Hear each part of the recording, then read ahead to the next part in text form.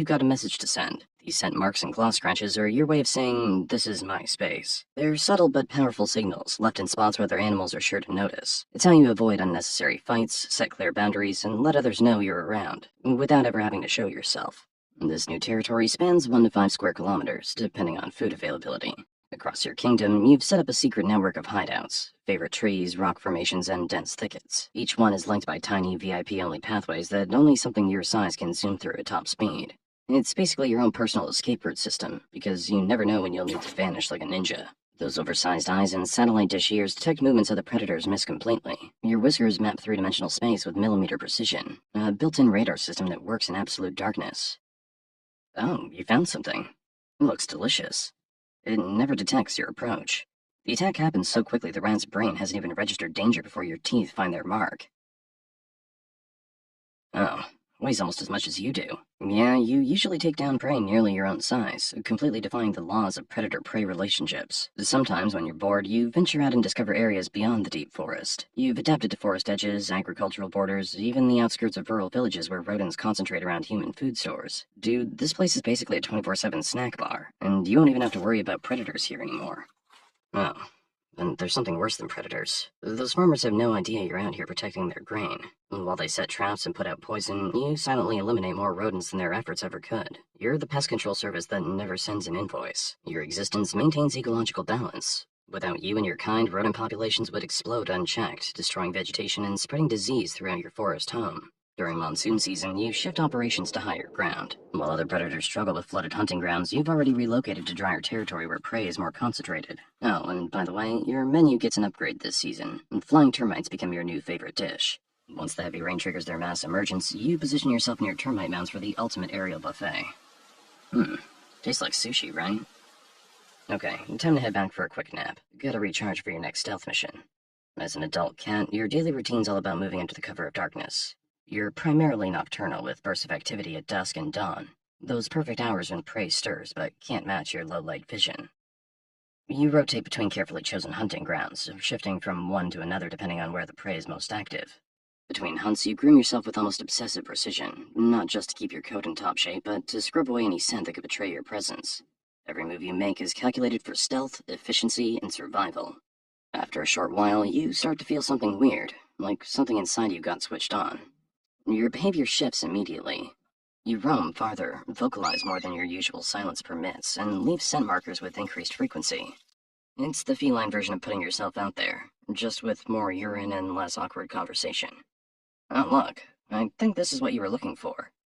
The courtship begins. Tail flagging signals, brief chases through undergrowth, and mutual grooming sessions that might appear tender if they weren't just biological programming in action. The actual mating is quick, but repeated over several days. Neither of you's interested in long-term commitment. The whole affair is just a series of brief encounters before you go your separate ways. But let's assume you're a female instead of a male. After a gestation period of 65 to 70 days, you'll select a birthing den so well hidden that researchers almost never find them. Yes, seriously. Your criteria: maximum protection, minimal chances of discovery. You're on your own for this. The father of your kittens is already territories away, completely uninvolved in what happens next. Single motherhood is the only option in your species. Your litter will be small, just 1 to 3 kittens. Quality over quantity when resources are limited and your body can only support so much with its minimal frame. For the first month, those kittens are completely dependent on you. At 4 weeks, they'll begin following you outside, watching your every move with an intensity that borders on obsession. You communicate with them using low-frequency calls, almost below the hearing range of most predators. Even your maternal instincts are shaped by the need for stealth. You never actually teach them to hunt. They learn by watching you. They practice pouncing on leaves, siblings, and unfortunate insects until their coordination matches their instincts. Eventually, they'll leave. No ceremony, no fanfare. One day, they simply don't return to your den, having slipped away to establish their own territories. And then you're alone again, exactly as you've evolved to be. A solitary specialist in a world that has no idea you exist. Until the moment you strike. Other predators rely on raw power. You've developed something better. The ability to completely flatten your body, sliding under debris or between rocks while stalking prey. The ultimate cheat code to spaces other hunters can't access. Fast forward 3 years. You've reached the elder stage of rusty-spotted cat life. Your experience now outweighs raw speed. But something feels different. Your hunting grounds are changing. Strange scents fill the air, acrid and unnatural, and the ground trembles with mechanical rhythms. It began with distant roars that scattered birds and made prey vanish. Then humans arrived with devices that felled trees, sending thunderous crashes through your territory. Each day, they pushed deeper into your world. Initially, you adjusted, shifting routes, avoiding destruction zones, and finding new hideouts. You've always been adaptable. And changes accelerate. The dense undergrowth that provided perfect hunting cover is gone. Your network of pathways leads nowhere, just bare earth and stumps where forest once stood. Territory boundaries end at freshly churned soil. The food web unravels. Rodents flee, birds relocate, and even insects grow scarce. You expand into unfamiliar areas, but competition's fierce as other creatures seek refuge from the same destruction. You're forced into marginal habitats, too exposed and too dangerous. Your hunts grow desperate and unsuccessful. Those muscles once primed for explosive speed waste away as meals become rare. One morning, massive machines approach. The ground vibrations rattle your bones. You flee, abandoning your last suitable habitat. You find yourself in alien terrain, in fields where forests stood, with only thin vegetation strips between vast open spaces. Night brings new dangers, blinding lights racing along hard black rivers. Well, this world just keeps getting weirder. Your evolutionary advantages are useless in this exposed landscape. You bolt across one of those black river... Oh, that's not a river. Wait, something's coming closer. The driver doesn't stop. It doesn't even notice what they hit. Just another shadow, too small to matter. Rain washes away blood traces, erasing evidence you ever existed, while machines continue consuming forests miles away. The IUCN lists your kind as near-threatened, but that term hardly captures reality. Your evolutionary advantage, invisibility, has become your weakness. How do you save something that most people don't know exists?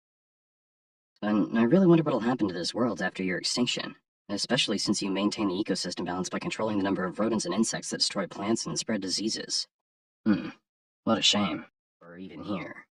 This beautiful cat's your mom, and she picked this cozy little rock crevice because it's just big enough for her and too small for anything that would want to eat you. Smart move, especially if you're about to pop out two completely useless newborns. That's you, blind, deaf, and barely stretching to a majestic 5 inches. You're officially the smallest cat in the world. What a title. For the first week of your life, the world is just a blur of darkness and milk. Okay, that's enough. Your mom's gotta go hunting now, which means you're on your own for a few hours. Good luck with that. After 12 days of absolute darkness, you finally see the world you'll have to survive in. But the real danger begins when you reach the first month, when you have to leave the den and face the outside world. And that guy over there, that's your father. Was your father.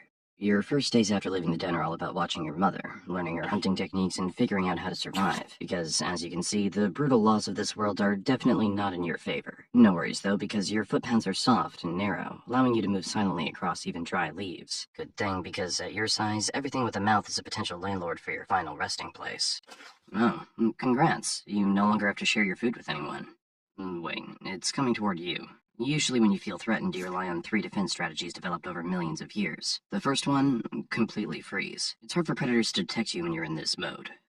But sometimes it can fail, and that's when you move on to option 2, sprinting at full speed. Your reaction time's so impressive that this fox probably thought you disappeared. Your muscles store energy like compressed springs and release it in bursts of speed, propelling you from stillness to running at top speed in the blink of an eye. Oh, look, it's coming. Okay, let's move on to option 3, hiding in tiny spaces that are hard for predators to track. This is where you truly appreciate the perks of being small in this hellish world. All this running might leave you feeling a bit hungry. Time for something tasty. Your first hunting attempts target insects and small reptiles. You replay every move and technique you picked up from watching your mom in the past few days. Your brain knows what to do, but your body is still figuring out the controls. It looks more like someone having a seizure near a butterfly. It's okay, don't cry. Your first attempts have about 0% success rate anyway. That's why Mom takes over and hands you a few tiny pieces of her prey. Oh, look over there. A rare creature seldom seen in these woods. And if you're wondering what he's doing, he's crying. It's how humans express anxiety. Most of them don't even notice, but late spring is when their anxiety peaks. Longer days and shifting priorities. But you don't know that since your world is basically just trying not to die. So you better leave. Or maybe we could offer some help instead. What would make this human feel better? A fresh lizard? Or maybe... Oh, BetterHelp. Today's sponsor. A platform that connects humans with professional therapists. Great choice. You see, humans have already secured the basic necessities you're still scrambling for, like safety and food. So now their problems have evolved.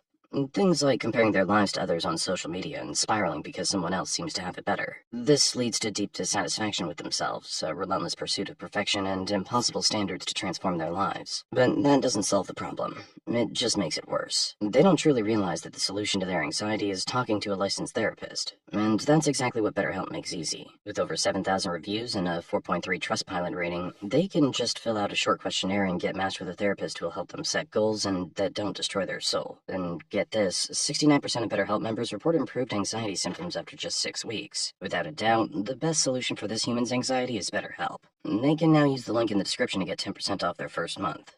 Let them go work on their mental health, while you go work on not getting eaten. Different problems, different solutions. By the time you hit 6 months old, you start getting a little aggressive toward other cats. It's not personal, it's just instinct, since your kind prefers the solo life. So you pack up your tiny paws, leave your birthplace like a rebellious teenager, and go claim a new spot that suits your refined taste. You don't stray too far from mom's turf. You're still young and, let's be honest, not exactly a streetwise warrior yet. So the best move?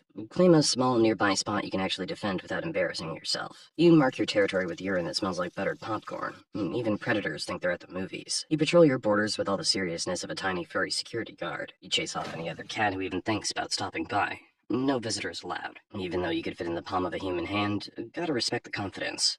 Your daily routine's simple.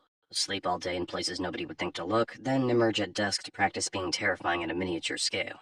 The bright green eye shine from your tapetum lucidum's a reflective layer behind your retina that gives you night vision about 6 times more sensitive than a human's. Your ears can pick up the sound of a mouse breathing from 50 feet away. Not bad for something whose ears are the size of fingernails.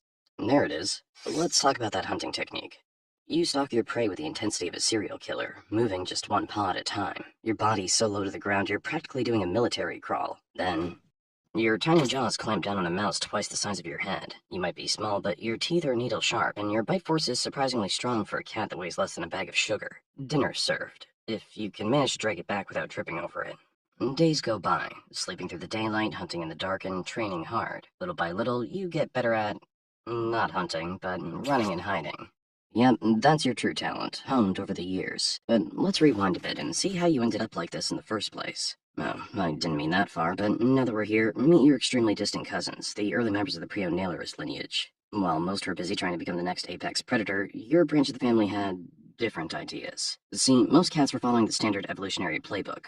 Get bigger, get stronger, get scarier. While the big cats were fighting over who gets to eat the deer, your ancestors were living in the ecological leftovers, the micro-niches that nobody else could physically fit into. I hate to break it to you, but your family's success wasn't about being fierce.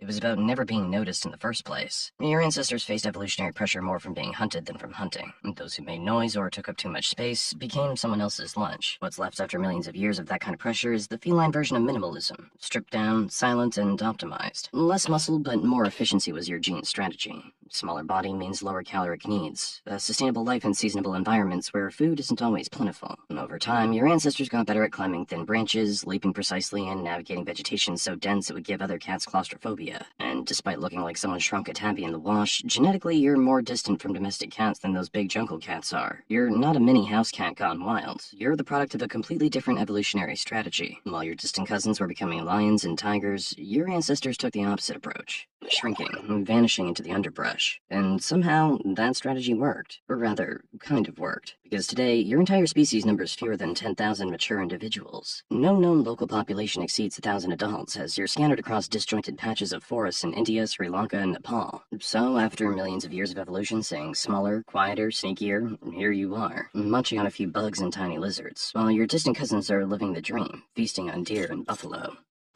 But sometimes you realize that being invisible is actually the better gig. At 12 months old, you're officially all grown up, and even more of a sweet fluffball.